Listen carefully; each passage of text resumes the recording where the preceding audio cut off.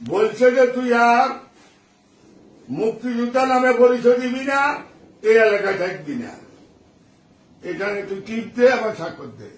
আমি কইছি আমি স্বাধীনতা মুক্তিযুদ্ধে অংশগ্রহণ করছি, আমার জীবন চলে যাবে, আমি মুক্তিযোদ্ধা।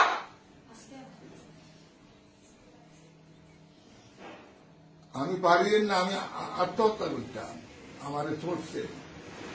আমারে চড়ছে সোয়াইয়া, আমারে বুঝাইছে, আমার মাথায় এভাবে বুঝে দিছে। আমি এটার বিচার চাই। আর বলছে 5টার আগে যদি বাড়ির থেকে না যাস, 5টার আগে বাড়ির থেকে না গেলে তাইলে তোদের বাপ বেটার মাংস, হাড় মাংস খুঁজি পাওয়া যাবে না। তুই এখানে স্টামে টিপ দে আর স্বাক্ষর দে, আর আমার জীবন তোরা আমার জবাবদি দে, আমি কিন্তু স্টামে স্বাক্ষর দেবো না, এলাকা আমি ছাড়বো না। প্রতি 5টার আগে দায়িত্ব দিব। বাবা আমি ইজ্জতের ভয় আমি 5টার আগে চলে এসেছি। এখন যদি আপনারা বলেন উপদেষ্টা মন্ডলীর কাছে আমার দাবি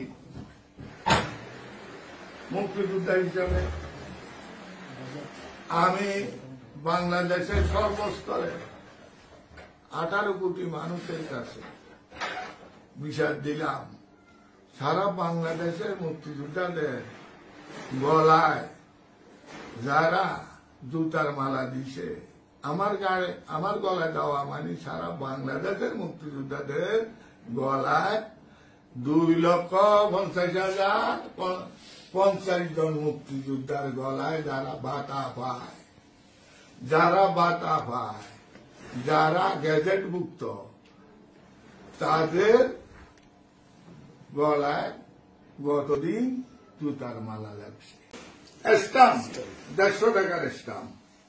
বলছে যে তুই আর মুক্তিযোদ্ধা নামে পরিচয় দিবি না, এই এলাকায় থাকবি না, এখানে তুই টিপ দে আবার স্বাক্ষর দে। আমি কইছি আমি স্বাধীনতা মুক্তিযুদ্ধে অংশগ্রহণ করছি, আমার জীবন চলে যাবে, আমি মুক্তিযোদ্ধা।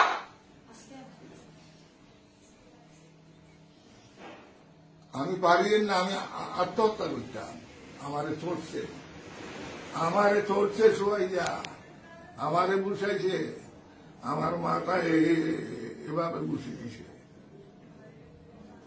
আমি এটার বিচার চাই। আর বলছে 5টার আগে যদি বাড়ির থেকে না যাস, 5টার আগে বাড়ির থেকে না গেলে তাইলে তোদের বাপ বেটার মাংস, হাড় মাংস খুঁজি পাওয়া যাবে না। তুই এখানে স্টামে টিপ দে আর স্বাক্ষর দে, আর আমার জীবন তোরা আমার জবাবদি দে, আমি কিন্তু স্টামে স্বাক্ষর দেবো না, এলাকা আমি ছাড়বো না। প্রতি 5টার আগে দায়িত্ব দিব। বাবা আমি ইজ্জতের ভয় আমি 5টার আগে চলে এসেছি। এখন যদি আপনারা বলেন উপদেষ্টা মন্ডলীর কাছে আমার দাবি মুক্তিযোদ্ধা হিসাবে আমি বাংলাদেশের সর্বস্তরে 18 কোটি মানুষের কাছে বিচার দিলাম, সারা বাংলাদেশের মুক্তিযোদ্ধাদের গলায় যারা জুতার মালা দিছে, আমার গলায় দেওয়া মানে সারা বাংলাদেশের মুক্তিযোদ্ধাদের গলায় 2,50,050 জন মুক্তিযোদ্ধার গলায় যারা বাতা পায়, যারা গ্যাজেটভুক্ত, তাদের গলায় গতদিন জুতার মালা লাগছে।